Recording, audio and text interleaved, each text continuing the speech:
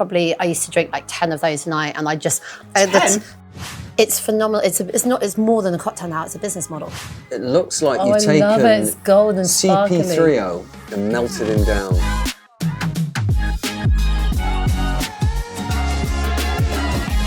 We are back at the bar, as always, with my two very good friends.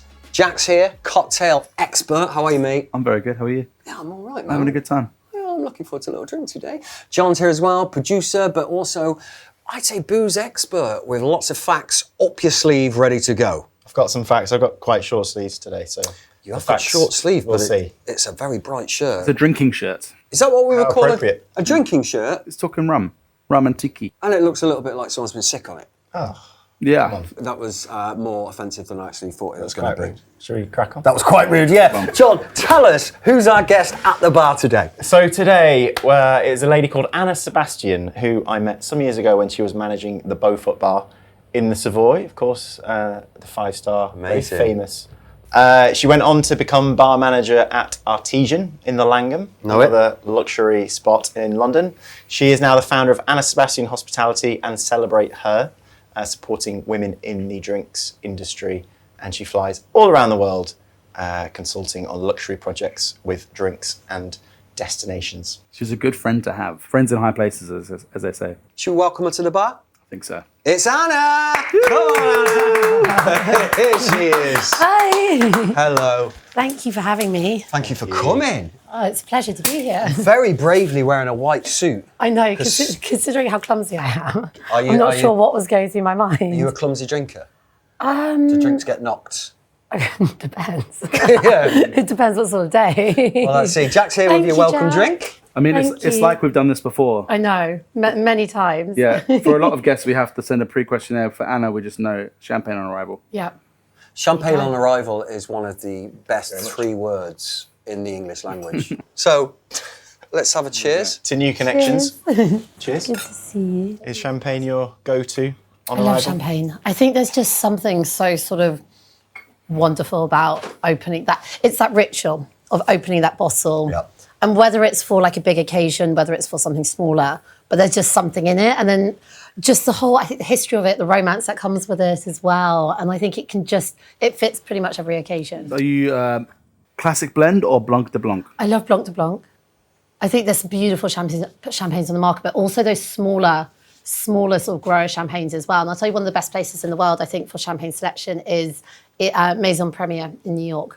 That's phenomenal. And also, but in London, 10 Cases. Have you been to 10 Cases in Covent Garden? No, I'm just a lowly northerner. I don't it's- get to many... It's phenomenal. But honestly, it's in Covent Garden, and it's just got such a phenomenal wine selection.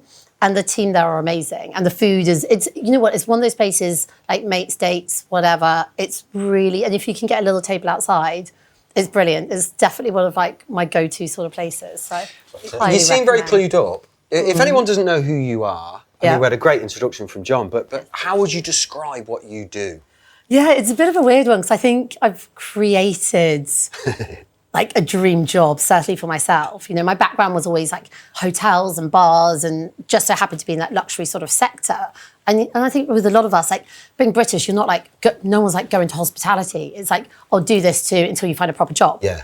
So I kind of fell into this world, and suddenly it was just more than a drink on the table. It was more than like a vodka soda, or I used to work in nightclubs, like dancing on the table with a bottle of like Grey Goose you? or like Red Bulls. Oh God, yeah. Like all around sort of here. But that sort of world, it opened my eyes just it was more than like just what was in the glass. Like I learned what hospitality was and the difference between that and service.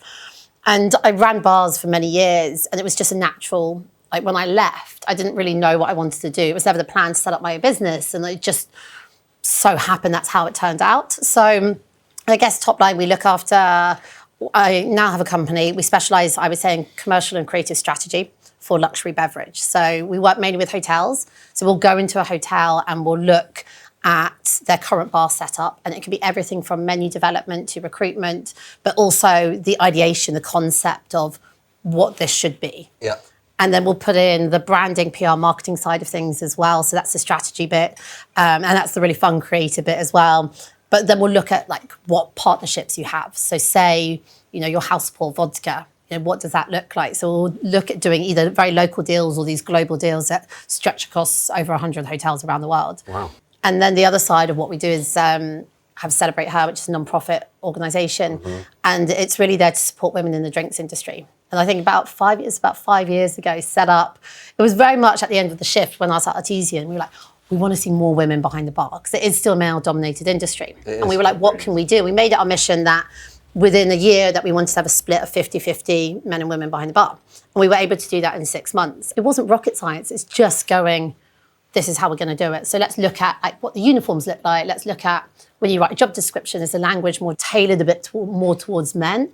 Because there's certain words that men relate to more than women relate to. Like? So things like analyse and leader, men will gravitate towards, whereas women will gravitate to job descriptions where you've got things like collaboration and community. That's so interesting. There's an app that tells you this. It's so interesting. But yeah, so then we kind of set this up and it kind of grew and we just started doing events to give visibility.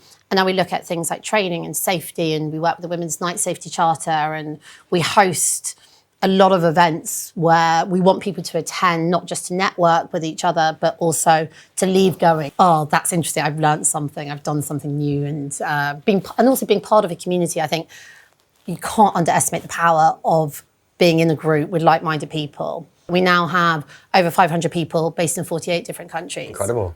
And it's big, but it's needed. And I wish, the kind of blueprint or template that we have with this, I want to be able to go and say, like, give that to anyone and be like, this is what we do, take it, adapt it for yourself or your community. Is hospitality, particularly working behind the bar, getting better for women to work in? Like in the kitchen, I think that's highly publicised, and there's been chefs coming out recently and say they've never seen sexism in the kitchen. Yeah. But you often hear about it. But behind the bar, I don't think it's as well publicised in terms of it being problematic for women or...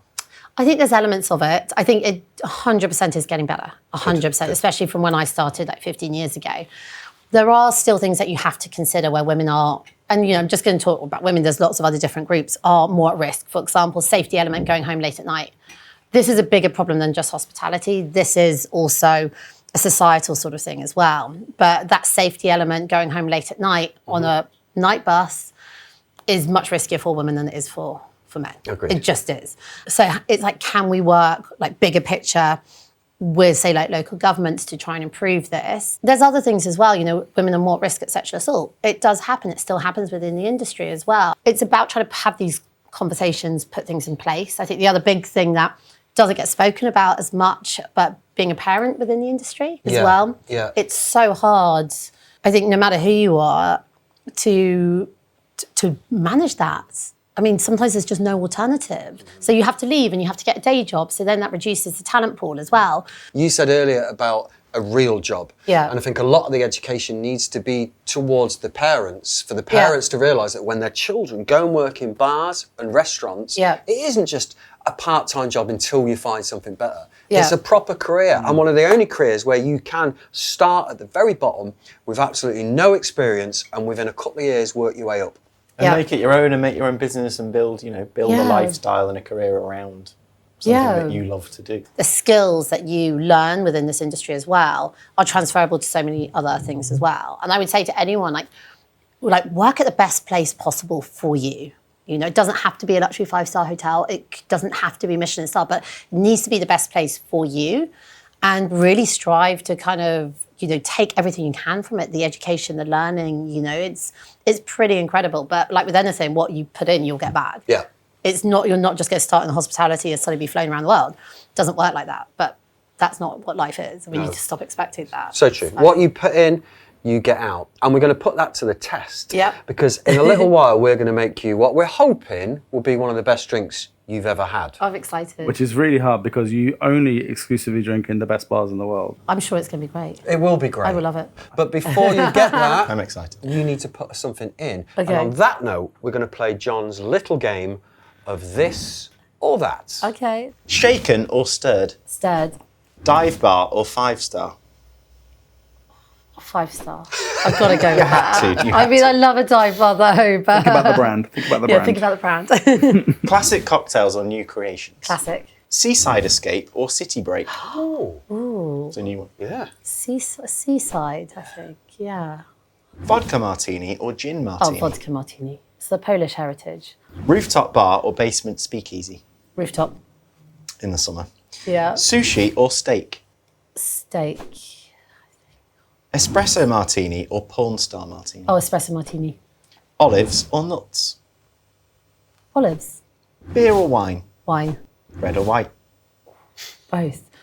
Rosé. No. Yeah, that's what it Just is. mix it together. Table seat or at the bar? At the bar. Pre-batched or made to order? Made to order. Pork scratchings or honey roasted cashews? Pork scratchings. Yes. Date night or mate night? Mate night. And finally, sex on the beach or slippery nipple? I can't say either of those out loud. I'm sorry. And was it a little bit weird how he maintained eye contact with you as he said that? Yeah, no, I know. I didn't know where to look. Jack, sex on the beach or slippery nipple? Slippery nipple. Just because it's short. What is a slippery nipple? It's like the shot with Sambuca with a bit of Baileys in it. Diabetes in a glass. Yeah, it's not, diabetes in a glass. it's not That's a ideal. beautiful- But if you know it's got a dodgy name like that, it's from the 90s and it's gonna hurt your cholesterol. You were very quick to choose espresso martini. Porn star martinis. I used to drink so many of them. There used to be this bar club on Kingly Street called the Kingly Club. Right. And it was like the coolest place to go. And it was it was like white sort of padded walls with like fish tanks. And it was so popular there on like a Monday night.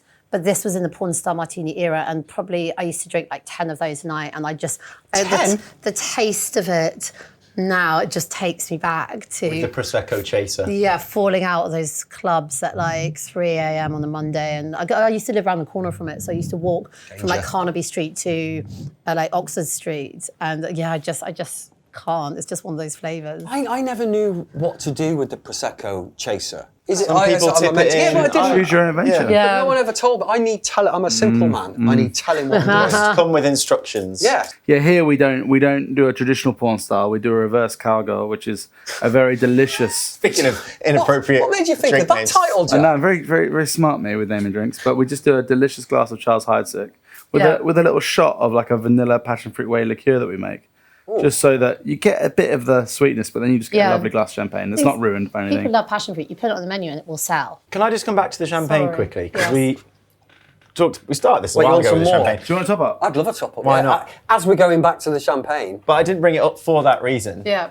What's your standpoint on English sparkling wine? I mean, we've been using English sparkling wine for the last 15 years in some of the places that I've worked. So I think we were quite like early adapters of it. And I do think it's got a lot better. And there's some phenomenal places that do it in the UK, like so close, like 40 minutes, 45 minutes from King's Cross.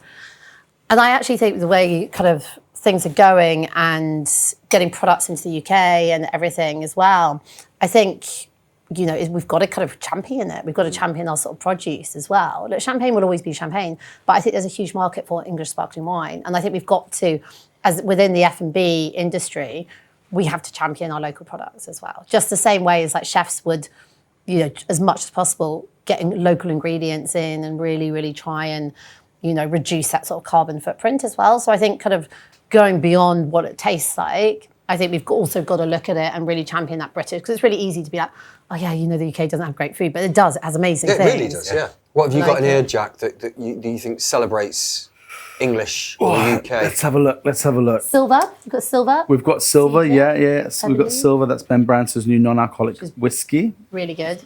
Very, very cool. We've got Burnt Faith from Walthamstow. Really great English brandy. Yeah. An English brandy. Yeah. Yeah, it's really I've not good. heard Pretty cool. I just want to ask you. So you worked at the Savoy. Yes. Tell me about that, because everyone knows the Savoy, don't they? The thing about the Savoy, I think the word that I used to describe it, it's magical. And it's got this kind of, I'd say it's a generational hotel. Yeah. It gets passed down from generation to generation. Yeah. And like we always say in hospitality, we're not like saving lives, but you get to be part of all these like people's, like what I call like life-defining moments, especially somewhere like the Savoy, where sometimes people have saved up and they've just come in, you know, for that one time to have this experience. And the great thing about the bars and restaurants is you can just come in and have one drink. Yeah. You don't have to pay a huge amount for a room. But it's the history of it, it's the innovation, it's that storytelling, it's that heritage. I think in a world where things are so transient and occasionally so unstable, you know that the Savoy is always going to be there, that you can always come back to it. No matter what, it will be, it's not going to close in a year or 2 years. You can bring your kids there. And I think this is the point. And I think as adults, we forget sometimes to create these like core memories for ourselves. Whereas when you're younger, your parents create them, like your first ice cream or going to the beach. You have these significant things. But as adults, we need to be kind of doing this. And I think places like the Savoy or great bars and great restaurants allow you to create these memories through food and drink. And it was amazing. Like, I wouldn't be sat here if I hadn't worked there, for sure. But the training that you get, the people that you meet, you just never know, that person sitting in front of you that you serve may be your future business partner, your investor, your husband. Yeah, literally. Yeah. I mean, that hasn't happened for me. Not yet. Unfortunately. but isn't that where you two met as well, though? Didn't you meet? Yeah. So I would say you were there in one of the modern golden eras of the Savoy, right? It was pre-COVID, it was buzzing. It was the reopening 2010. Yeah, Eric Lawrence was behind the bar in the American bar, wearing the famous white jacket, which is actually not too dissimilar. I know. It's actually one of them. No. I think the Savoy is a really magical place. Yeah. Every time you go there, the Beaufort bars, I don't know if you've been, we should go. I've been, but we should go again, But two fantastic bars in there, very, very different. Yeah. But I think, when I started as a host in the American bar, I don't think any of us knew, or I certainly didn't know what to expect. It was my first, apart from working in nightclubs, it was my first sort of hospitality job. Yeah. And suddenly it's just this completely different world and this new language that you're learning about what different bits of the hotel mean. And suddenly you're like, and the great thing is it's not just about you or your bar where you're working. It's all about how all the other elements of the hotel interact. I used to have, in the beginning, this little black book. And because, suddenly you have to remember everyone's names and everything. And then, so I was like, I wrote down like everybody that came into the bar. It's this like huge sort of like little black book. And I found it the other day and I was like looking through, I was like, oh my God. Did you remember everyone? Yeah. And it was kind of like where they sat and like who their like partner was or their kids were or whatever. Cool. And it's like all these stories, I think. That's like your memoirs. Yeah. Do people expect you to remember what they order and how they have it and how they like their martinis? Like, do that level of guest expect that from you when they come? I think yes and no, but I think we expect this from ourselves to kind of remember what people have. That's what takes you from a good bar to a great bar. So now it's time for what John likes to call Winner Stays On. So this is all based around classic cocktails. Okay. Martini or margarita? Oh no. Game Love over. them both. Straight away. Okay, let's go margarita. Yes. Margarita or daiquiri? Margarita. Margarita or porn star martini? Of course, margarita. Margarita or pina colada? Margarita. This is boring, isn't it? I'm sorry. Margarita or Negroni? Margarita. Margarita or espresso martini? It's still got to be a margarita. There's not that many. My top cocktails, margarita, vodka martini, and then obviously champagne. I'm going to remove your two favourites from the list. Okay. Daiquiri or porn star martini? Daiquiri. Daiquiri or pina colada? Pina colada. Pina colada or Negroni? Pina colada. Pina colada or espresso martini? Probably pina colada, yeah. Pina colada or Bloody Mary? Very different. Bloody Mary, yeah. Bloody Mary or Cosmopolitan? Listen, I'm a Sex and City girl. I know it's basic, but I'm a millennial. We've got to go with the Cosmo. Cosmo or Manhattan? Manhattan. Ooh. Manhattan or Mojito? Manhattan. Manhattan, finally. These are interesting. Manhattan or old-fashioned? Manhattan, we'll go with. There we go. So Manhattan wins. Sophistication. Manhattan wins. And just on a little side note, margarita or picante? Probably picante. Because actually, I think it's one of the best modern day classics that's ever been created. What's in it? Spicy marg. It's just a spicy marg. Obviously created at Soho House, and it's phenomenal. It's more than a cocktail now. It's a business model. Yeah. Like the amount of revenue that one cocktail makes is insane. It's like the only other one I think that competes with it is at LPM, Le Petit Maison, how they have the tomatini, which is a really gorgeous, like light, fluffy. Have any of you had it? Light, fluffy Bloody Mary in a martini glass. It's like just vodka, Kettle One vodka with a little bit of vinegar, sugar, citrus, blended together with like 3 or 4 tomatoes. Everything is, you can't pre-batch it. They do thousands of them across all the LPMs around the world. Sounds and it's great. like... And it's red? It's not clarified? It's red, it's in a martini glass. It's so good. And that's honestly one of my favourite cocktails in the world. And their menu is phenomenal. They're launching a new menu soon. Now, I've been told to ask you, I don't know this story, but about Negroni-based hangovers. It says here, Jack can explain. I asked a couple of your buddies for some insights, and like your time at the Savoy, so I asked Declan. An old colleague, a friend. Declan's great, yeah. And Declan said, mentioned a couple of things. The big one was about hangovers and coming into work after. Apparently, Negronis were like the drink of that time. It was the big Negroni era, because I saw everyone else that was much cooler than me drinking them, so I was like, I have to drink them. I have a very low tolerance for alcohol, but I like to think I've got a high tolerance. So, I think we're all a bit like that. Yeah, but so I would like compete with like the guys to like keep up like 1 for 1, which obviously is so stupid. But I just think the sugar in it and everything is just what makes a hangover so bad. Obviously, we drink responsibly. Of course we do, always. But yeah, I think especially when you're trying new things and you get excited and every bar's serving them and What's your go-to hangover cure? Sparkling water, I think 100%, but also like electrolytes. See, I just go Mackey's breakfast. Oh no, You're a lot more sophisticated. Lots of sparkling I'll have the water, electrolyte burger, please. Yeah. What do we mean by electrolyte? It's basically like little sachets. It's filled with like everything from like salt, sugar, magnesium, like loads of different vitamins and stuff like that. Salts. And it just rebalances especially when you're really dehydrated. It's just all about just rebalancing your body. So you can take them after you've gone to the gym, when you wake up in the morning. After I've gone where? It's a bar. When you've been to McDonald's in the morning, you can then I can take Then you could go. Well, provided I don't forget this, Yeah. I've learned something very valuable there. But it is a Jack. very good hangover cure. Yeah. And just, you've got to have food. Because that's what happens, especially in this country as well. You don't eat when you go out drinking. It's not part of the culture. No, You go it's to the not. pub straight away after. Look at the Devonshire, right? It's full, but everyone's just drinking. No one's like eating. Whereas you go to other countries on the continent and like food is part of it. And people look at you. If you're like, if you don't eat, they're like, Yeah, why aren't you're they? insane. Yeah. After work culture where you go to the pub, but there's no meal stop in between. No. And when you it's- start drinking, Sometimes there's it's no hard occasion then to start have a meal eating. with Yeah. dinner, right? And So- it's very like vertical sort of drinking, whereas in other countries you can sit outside, there's more space and everything as well. But that's what maybe I think is missing in the bar scene. Like if I was to open something tomorrow, I'd do an incredible wine bar, but like with those small sort of plates and everything, which is just easy, it's quick, it's fast. Yeah. What you want is like quick things where you can almost eat sort of standing up on the go. alongside like Yeah. San Sebastian when you're just hopping around. exactly. Oh, I love Spain, Spain, yeah. Spain have it down. Pinchos They have is it down. great. Yeah, Spain have it Spain down. have got it right. And They really Spain do. know what A they're little doing. Yeah. vermicelli, Siestas. you know. And someone else that knows what they're doing is Jackie Boy. This is something that we like to call Dream Drink.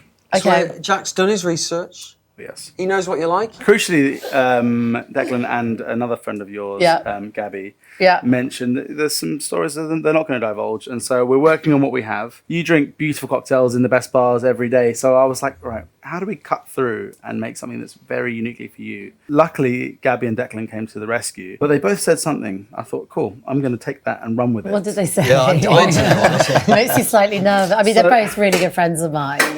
But it does So it's a make me- Negroni. Makes me slightly nervous. Yeah, I mean, so crucially, you know, we have to start with the DNA of a cocktail that we think we're going to love. And luckily, I did pick a Picante as the DNA base. So I love it. Nice. Yeah. It's the squeak test. But I think the one thing I learned is that, you know, your life is quite serious, Anna. Apart from being like fun and jovial, you're going to serious bars, bartenders that take themselves really seriously, and you're dressed very professionally. And I thought we just needed to inject a little bit of fun. And so we're going to be creating your cocktail inspired by one of your greatest of passions. The unicorn. What? Oh yeah, I love unicorns. What do you mean? So I don't know why I was just always like drawn to unicorns, but also and I don't have it anymore. But on my grandfather's signet ring, there was like a unicorn on the crest of it. So you remember seeing it when you were little? Yeah, and I just love them. And then I kind of got a matching tattoo, a unicorn tattoo with one of my friends, who we've got a few matching tattoos together. And it was just always kind of, you know, they're just kind of magical and beautiful. And then when I was at Artesian, we used to put them on. Oh, it's cold. Jack, what have you put in there? And can we just see this again? Is it little sparkly? Sorry. Yeah, sure. So this is a unicorn syrup. Unicorn blood. It looks like Oh, you've I taken love it. It's gold and sparkly. CP3O and melted him down. Yeah, this is definitely, I promise you it's food Poetic. safe. Thank you. And so the ambition here was to create something that felt very My Little Pony, but still had like the serious credentials of flavour. So it looks very whimsical and, dare I say, tacky. But it's a serious picante. Fresh lime in there. Now the Unicorn cordial is actually a champagne base. A little nod to what you like, you know. Love. Champagne instead of water, then plus your sugar, a little bit of the unicorn blood glitter. Then we're adding for the colour, a little vanilla cordial that we've just coloured blue. And we're going to shake this up. Obviously, fresh lime, a great tequila. We're using Lost Explorer today. And we're going to garnish it with salted elderflower air. Wow. Oh, I love it. Wow. Okay. Oh, wow. Love the colour. Yeah, me too. Colour's beautiful. So it's all about pastels, you know, with unicorns. Famously. Famously. Yeah. They love a pastel. They do. It looks like a 1970s dessert. That looks beautiful. I love it. It's good. This can go on the menu at the Savoy. Regardless, well, it could. Regardless of what this tastes like, I like it already. No, this is amazing. Yeah, it is. And just for you, And this it's is your always got the personalised unicorn drink. kind of like horn as well. Oh, he's gone to a lot of trouble again, Jack, innit? Look at this. This is why he is where he is. These little attentions to detail. This is Unicorn cute. napkin. Look. Here we go. Wow. Thank you. Oh yes, a little buddy for you. Oh, this is so cute. It is. We didn't know what to do with this You can keep marshmallow. that as To well. be honest with you. Oh, I so- love marshmallows. Oh, there we go. There you go. This is a whole thank chunk you. of You marshmallow. You just get a whole marshmallow with it. on the side. With Oh, I a love little. this. Yeah, thank you. Oh, you can see it shimmering away in It there. does as well. remind me a little bit of when you're doing the washing up with the fairy liquid. Yeah, it probably tastes like that too. I think this will be nice. Right, cheers. you. You're very Thank welcome. you. Cheers, Oh, I cheers, love this. cheers. Thank you. Okay. I would say a roaring success. That's delicious. Delicious. Yep. Very, very smashable. A little bit sudsy. Mate, that's great. No, that's great. Smashable. Smashable. It's a good I word. think it's like you've got to get the liquid at the same time as the air. Yeah. The air is So you need a certain technique. Try some of the force marshmallow. to the sip. I would. I think the marshmallow is going to add to it. Giant flump. Yes. Thank you. Jack wants Yes, some. please. Yes. Look at that. What a pairing. Thank you so much. It's a nice pairing. Maybe you could just like night jar it and just like stick it to the glass. Could you stick it on the edge? Or, Yeah, like a teacup. Oh yeah. oh, banana flavour. I think that's an absolute success. Well, I'd drink that. I got told I need to name this after your pet panda you have at home. Pet What's panda? his name? Percy. Percy. Percy the panda. Yeah. Percy the panda's Unicorn Picante. I mean, not a real love it. panda. You haven't got a real pet panda. It's not real panda. I just have to check. I know It's good to. these two have got some weird friends. We do. Have you had a nice time? I've had a great time. Would you Thank come back to the bar? I 100% would come back to the bar. Thank you so much for joining us. It's been a Thank pleasure you for to chat. having me. Jack, you killed it. Let's drink. Thank Eat, you. stay merry.